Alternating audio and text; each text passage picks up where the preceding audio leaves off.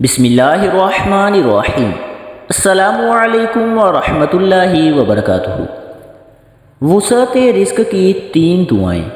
حضرت امیر المؤمنین علی بن ابی طالب علیہ السلام سے منقول ہے کہ جو شخص یہ دعا 3 مرتبہ دن میں کسی بھی وقت اور رات میں کسی بھی وقت پڑھے گا تو اللہ تعالیٰ اسے ایسے ذریعے سے روزی عطا فرمائے گا کہ اس کے گمان میں بھی نہ ہوگا۔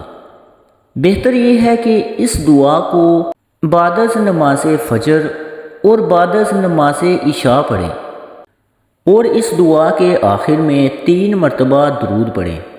وہ دعا یہ ہے: بسم اللہ الرحمن الرحیم، یا اللہ یا اللہ یا اللہ، یا ربی یا ربی یا ربی، یا حی یا قیوم یا ذا الجلال والاکرام، اسألک باسمک العظیم الاعظم ان ترزقنی رزقا واسعا حلالا طیبا برحمتک یا ارحم الراحمین۔